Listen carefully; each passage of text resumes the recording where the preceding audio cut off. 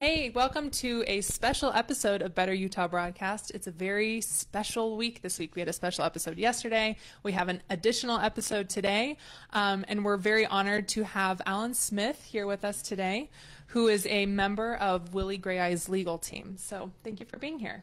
Thank you for having me. Yeah, and let's do the mic. There we go. Perfect. Thank you for having me. Good. And of course, we have Lauren Simpsons, who is our policy fellow here at Alliance for Better Utah. So, viewers, I know you're very sad, but we are going to not be playing the game Is This Real Life today because we have a lot to talk about.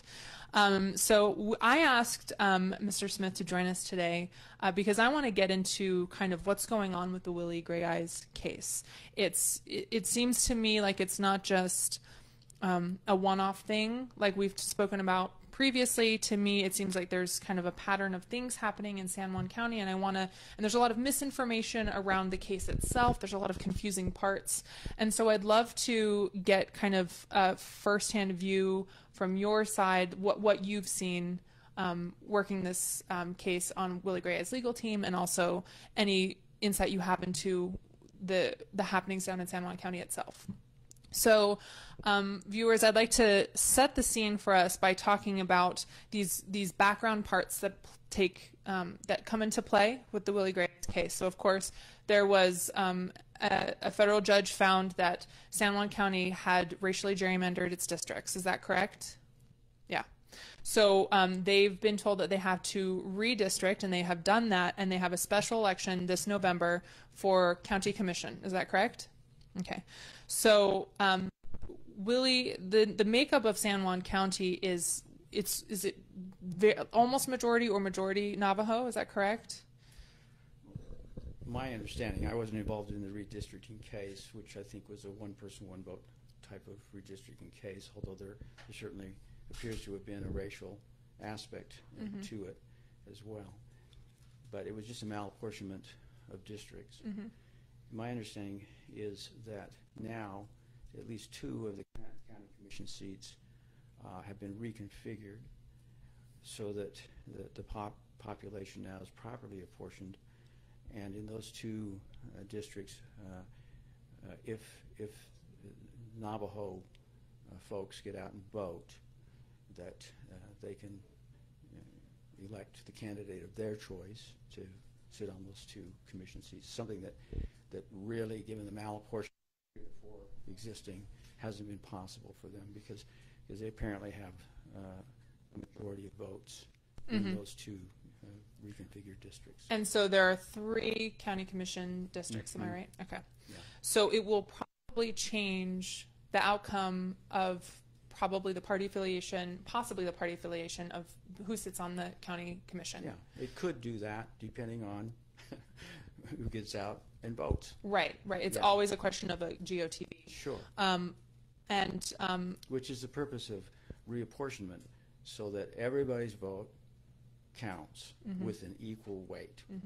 And Judge Shelby's orders, as I understand it, now have accomplished that result, so people can go and vote with more confidence that their vote will have as much weight as their neighbor's vote. So that, did you have something to say, Lauren? Oh, I found some stats on the current racial makeup of San Juan County. So it's at least 50% American Indian and 47% white. Okay. And so the new districts that were created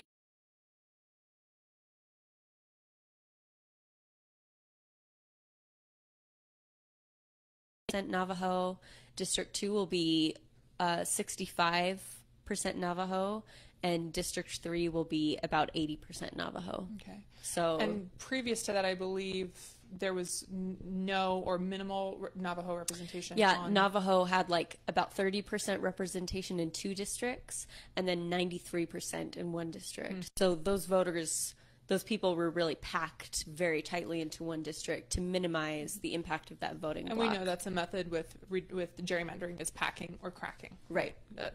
Okay, so that's happened.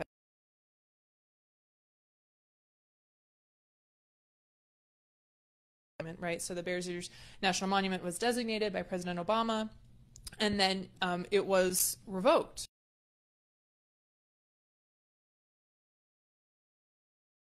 Us into the next bit about Willie Grayeye. So Mr. Grayeye has been a vocal advocate for keeping the national monument. And I believe he was involved even before it became a national monument. Is that correct? Yes, that is correct. Okay.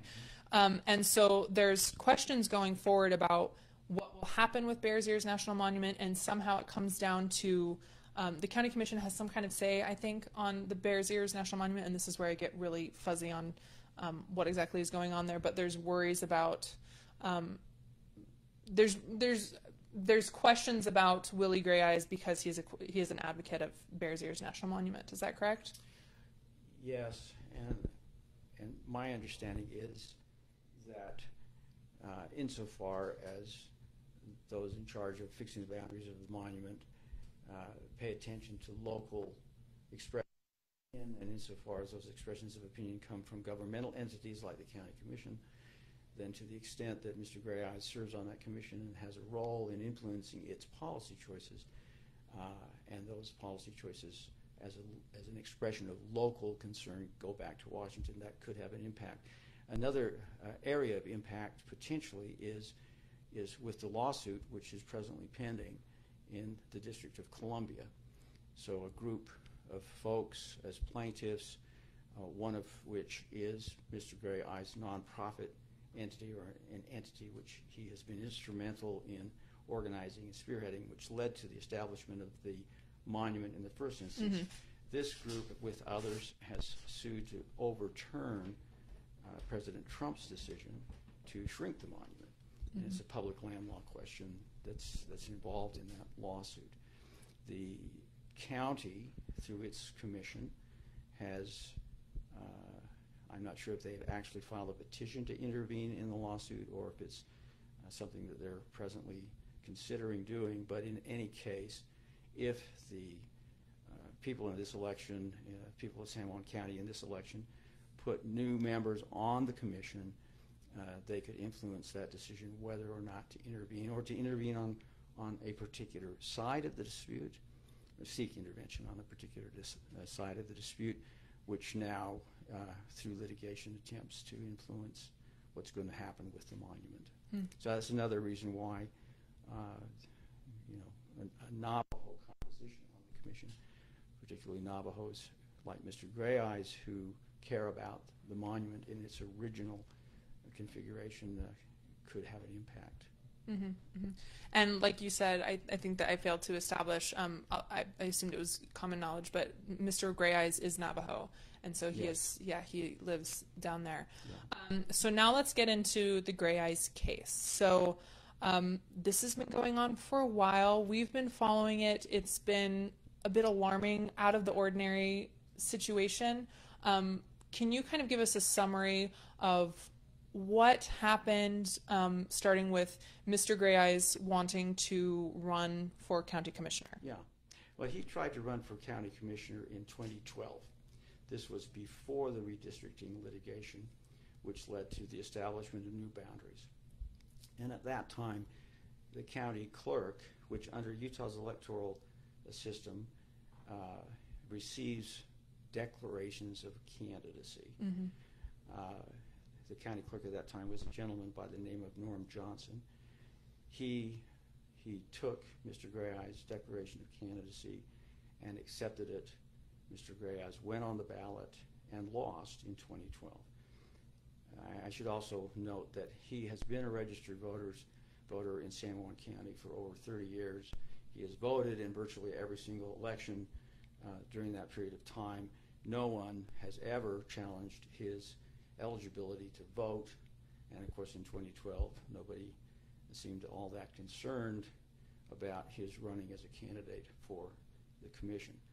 Now you fast forward to this year, and in light of Judge Shelby's decision, with Navajos having a real choice. That's the redistricting decision. Mm-hmm. That might put someone like Mr. Grayeye on the ballot. He again filed a declaration of candidacy. And under, let me back up just a minute and just say, what this case is really about is something that should concern every one of us, because there's nothing more precious than our right to the franchise. And this case is really all about my right to vote your right to vote, Mr. Grayeye's right to vote, our right to vote for people we prefer, whether it's a Democrat,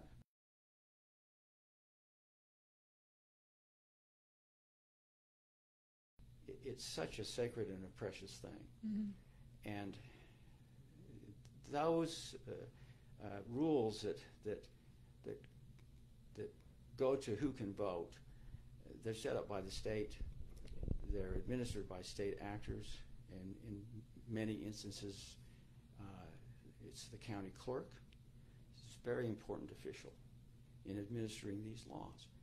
And what we really depend on as voters and as candidates, people involved in the electoral process, is that these officials will be impartial, that they'll be neutral, that they'll be even-handed, that they'll be fair in the way that they administer these laws, so that they don't even risk the possibility that their personal preferences holding that official position will come into play in influencing the outcome of whether you or I can vote or who gets elected.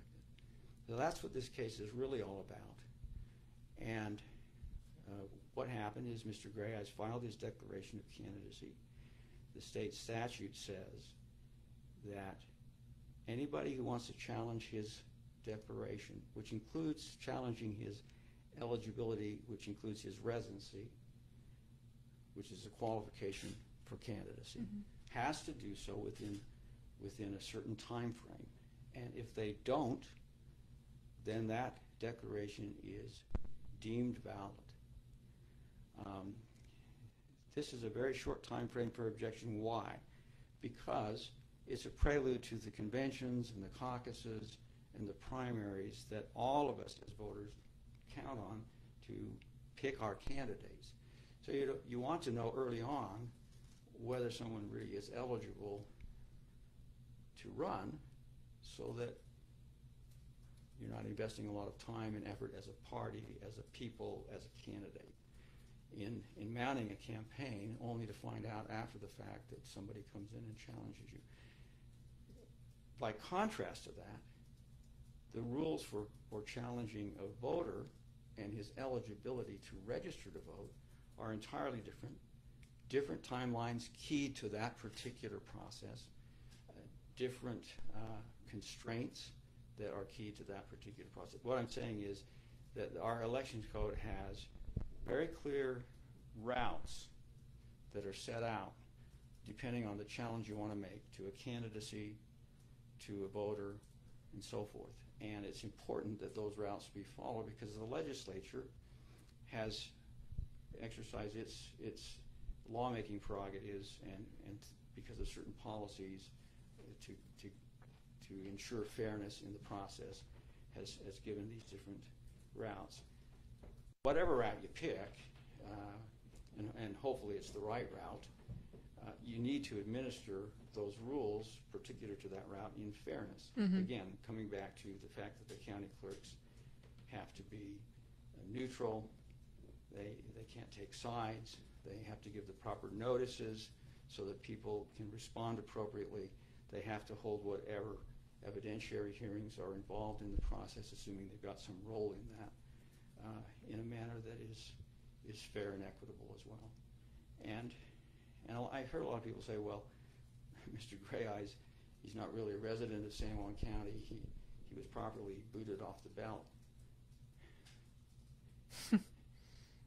Lawyers have an expression that if you'll let me pick the process that's followed, I can determine the outcome. The idea of due process of law is so central to our administration of justice in this country, and this case is a perfect illustration of that. What are the things we expect from the due process of law, that little short phrase that's in the 14th Amendment to the United States Constitution? We expect a neutral administrator or decision maker. We expect that we get proper notice so we know what's facing us. What is the nature of the charge? What does it really entail? What are the stakes? How high are they? How low are they? Do I get a fair and full opportunity to contest those allegations? What kind of evidence can people bring into the decision maker's purview in making the decision? Do we let secret evidence, like in Star Chamber proceedings, be heard out of our knowledge without an ability to respond to them because we don't know? All of these things are part of the due process of law. Mm-hmm. And then picking the right procedure. Following the legislature's determination is another aspect of due process of law. And in all those instances, the county clerk, who was in charge of this process, did not observe due process of law. He was not impartial. He played the role of prosecutor. He helped one side but not the other. He did not give adequate notice in many particulars. Even under the statute, he purported to administer. And in fact, he lied. He gave misleading notice to Mr. Grayeye. He did not give a full and fair opportunity. He violated the statute. He purported to administer by cutting off the opportunity for evidentiary submissions on Mr. Grayeye's part. He cut it off prematurely and accelerated his decision. And he took evidence that the statute specifically forbade him from considering: anonymous sources, hearsay, sometimes double and triple hearsay, and he didn't observe the statutory rules in terms of the kinds of evidence he could hear. And then he misapplied the statute on residency as well. But the point being that since there wasn't due process of law, you can't trust the decision that he said he made in terms of Mr. Grayeye's residency. Mm-hmm. And having said all that, and having looked at all of the evidence, I can assure people that if there is a proper hearing, if there is proper procedure followed, there will be no question that Mr. Grayeye's residency will be established. But for now, because the clerk violated the rules, and it was actually much worse than just not following the rules, the evidence before the court that was very, very troubling was that Mr. Nielsen, who was the clerk down there, backdated documents. He lied under oath about the complainant's status as a complainant, things that the statute requires a complainant to do. He ignored. He lied to Mr. Grayeye's attorneys in terms of the investigation he was conducting. He misled them. So his behavior went far outside the pale of just noncompliance with the statute. He did some things which I'm not a criminal lawyer, but I think some criminal lawyers would consider to be behavior that's criminalized under Title 76 of the Utah Code, which is our criminal code. Wow. So I want to jump in here really quickly and just kind of recap what exactly in particular happened. So we had the woman who made the complaint about him, the unofficial complaint about him, Mr. Grayeye's not being a resident of Utah. She said he lived in Arizona, and that it was sent in an email on March 20th. Is that right? It was not an official complaint, as she didn't follow what the procedure would say as an actual complaint. Is that correct? It's correct to say that she did not submit a valid complaint insofar as the voter registration dispute statute is concerned. It was not personally attested, which the statute requires. It was not based on personal knowledge, which the statute requires. The statute also requires her just to state under oath that before making the complaint, she has gone out and exercised due diligence to determine that what she's alleging in the complaint is based on her personal knowledge and is true, and she did not do that. So it was an improper complaint under that statute. If you consider it to be a complaint challenging his qualifications as a candidate as opposed to a voter, following the candidacy qualification route, which is a different set of statutes, under those circumstances, and it did appear to be that. Didn't appear to be a voter registration dispute. Oh, okay. And that was one of the misleading things that the judge found about Mr. Nielsen's approach to this. it's really pretty clear from the face of her initial communications that she was attacking his candidacy. As a political opponent. But what happened is that statute has a short timeline. The clerk has to give immediate notice to Grayeye. He didn't. He waited till long after the fact to give any kind of notice. And it requires him to decide within 48 hours what he's going to do with the complaint. He didn't meet that deadline either. There was even some suggestion that Ms. Black hadn't filed the complaint in a timely way. The opponent, right. The confusion over that, again, it was a problem with the clerk, resulted from the fact that he withheld from everybody these initial documents. Even when a grandma request was made in May, long into the process, Grayeye's attorneys asked over and over and over. They sent 4 letters to him in April and May. Please tell us, give us a copy of the complaint. What are we responding to? What's this really all about? We heard you were doing an investigation. Which, by the way, is not a part of his job as a county clerk. Under any electoral approach. And he communicated back through an outside attorney that no, he wasn't conducting an investigation, and he just refused to turn over any of these documents. Finally, Grayeye's counsel sent him a grammar request, and before he had to answer that, he made his decision. So they didn't have the documents in his possession that he ultimately sent in the grammar request until after he made his decision. So there couldn't be any response. And then when he sent the documents under grammar, he didn't include these initial complaints that Ms. Black had sent in. Again, our theory of the case was, and I think the judge accepted this in his ruling, is that he was deliberately withholding that evidence from the record because it showed that it was really a candidacy challenge, not a voter challenge. And he had run out of time under the statute. He clearly did not have any office to decide the candidacy challenge under the statute because the time had run on him. So, I mean, that was one problem. There were others as well. And then he backdated. And then he backdated to sort of hide that fact as well. So these are all problems in the way he administered the case. It was a case of maladministration. He did not he did not observe the trust that we want to repose in our public officials, and we count on them. And most of them, I'm sure, are doing the best they can and honest folk and so forth. This is an instance where he just went wild and messed up a lot and drew way outside the lines. I want to get into kind of the findings of what's the judge's name? Judge Nuffer. So he's got a 19-page written ruling, right? And it's you had mentioned before that he did not make any determination as to the residence of Willie Grayeye. Is that correct? That's correct. It's not exactly accurate, but it's essentially correct.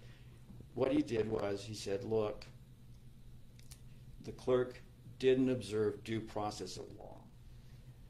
And without that, we can't count on anything he decided. Because you skewer the process, the outcome is skiwampus.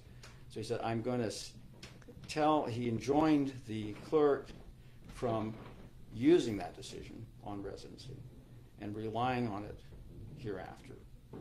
And because he hadn't observed due process of law, he put Mr. Grayeye on the ballot, but he left the county officials or any appropriate official who had jurisdiction under our election code. He left open the prospect, if you want to challenge his residency in the right way, using the right process, using due process, with an impartial decision maker, with proper notice, with proper hearing, following the statute as it's written, then you're free to do that. Although there's an element of suspicion even in his order, I thought. This is my reading of the order. If Judge Nuffer were here, he would give us the the official interpretation. But he required the county officials, if they do choose to challenge Mr. Grayeye's eligibility or qualification as a candidate on residency or any other ground hereafter, immediately to give notice to Mr. Grayeye's attorneys, of which I'm one, and notice to the court as well. So people are free to follow the right process. I mean, it was an eminently fair decision, and I really applaud the court because he didn't go other than some comments about this backdating and dissembling and so forth, which trouble all of us. It was really just about, let's follow a fair process here.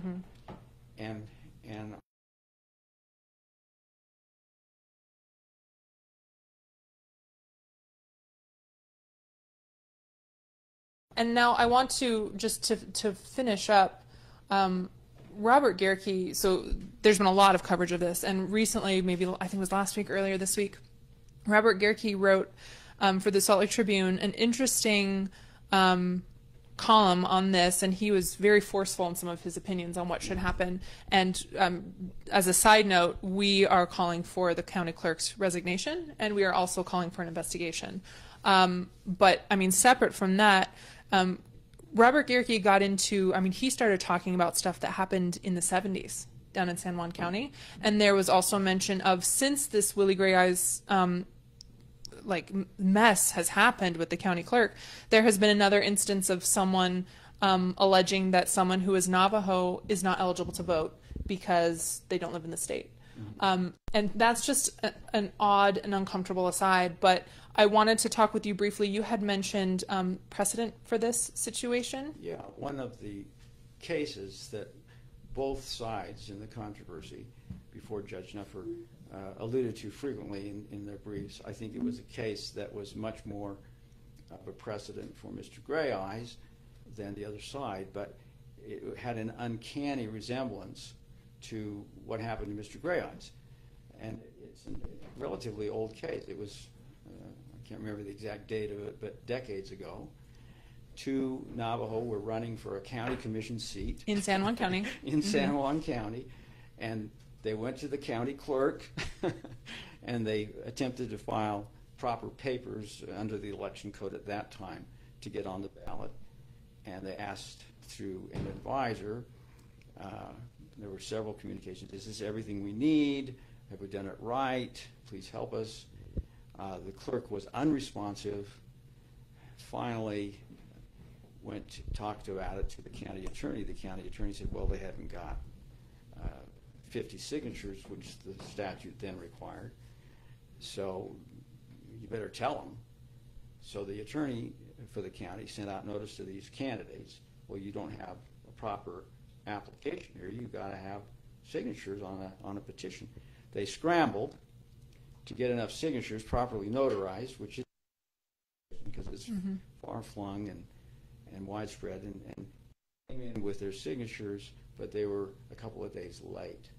And so the clerk kicked them off the ballot. They filed a suit under the Civil Rights Statute in federal court. There was a 3-judge panel that heard it, and the judges determined that the clerk's behavior had been misleading, and the inferences drawn from all the circumstances showed that the deception was intentional, and for that reason, again, there was a violation of their civil rights, maladministration of the statute, lack of due process, and so forth. So they were put back on the ballot, or put on the ballot, I should say. That case, because it goes to the question of misapplication or maladministration of our election code, just standing alone, whatever the motives which may or may not be impugned in terms of that may explain that conduct, as a violation of due process,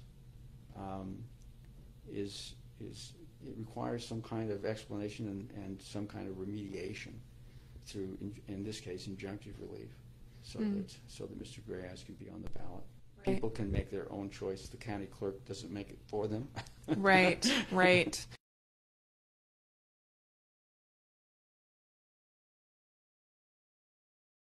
more of a larger conversation about, we had mentioned in our statement racist systems at work. And we got some pushback from some of our followers. The individuals involved were not racist. And I think that an important distinction here is not that individuals involved may or may not be racist. I assume that most of them think that they aren't, and that's good. Yeah. It's that the way in which the process is applied is different for people of different backgrounds. Yeah, and I'm going to, again, applaud Judge Nuffer. Because he got to the nub of this without getting distracted by areas of which clearly would have led to disputations of fact. Right. What were your motivations? Were you politically motivated in an inappropriate way? Were you racially motivated and so forth? And you're absolutely right. Nobody likes to be called a racist. Mm-hmm. They think their motives are pure and so forth. Judge Nuffer, I think, was sensitive to that. And what his focus was not on what some people would say is a history of racial animus in San Juan County. It wasn't even on the high profile that Mr. Grayeye has had in the Bears Ears Monument down mm-hmm. there, which is, I thought, one of the ironies of the case, saying he doesn't live there when probably a lot of people don't want him on the ballot because he's been so active politically there. That's actually a very good point. He's been so active with the monument, active with the redistricting. He's mm-hmm. got a high profile down there, and engaged with the population that's going to vote for him, right, or vote against him, as the case may be, and yet to say he doesn't live there. But the judge didn't get into all of that. Mm-hmm. He just said, "Look, there are rules of process, and they're really, really, really important. We all depend on them to ensure the integrity of the system and our right to vote. Mm-hmm. And you've got to give fair notice. You've got to give fair hearing. You've got to have an impartial decision maker." And that didn't happen in this case. Whatever it was that may have actuated the county clerk's behavior, whether it was innocent or not, it wasn't a fair process, and so we can't count on his outcome. Mm-hmm. Now, qualifying that, of course, is this: there was an ugliness in the record because he did engage in backdating and elements of cover-up and dissembling, which are very, very troublesome and certainly unseemly for an official we all trust and count upon to make sure that the system stays as pure as possible and we all get fair treatment. There was that aspect to it, and I think that was emphasized in Mr. Gehrke's column, and it's possible that the system of justice will take a look at that. Yeah. Mm-hmm. So it's time for us to wrap up, but I really appreciate you being here. This is a lot of information, and there are a lot of moving parts, and it's been very helpful for me, and I'm sure for Lauren and our audience at home, to kind of hear someone who's been involved with this situation. And for our audience at home, of course, we have a petition out right now that you can sign to call for the county clerk's resignation. We are also calling for an investigation into his behavior, which is neither here nor there. I think at this point there's questions about whether an investigation may take place. But you can find that at speakuputah.org. We've posted it on our Facebook feed and also on our Twitter and our Instagram page. So again, thank you so much for being here. Yeah, really appreciate it. Thank you for having me. All right, bye.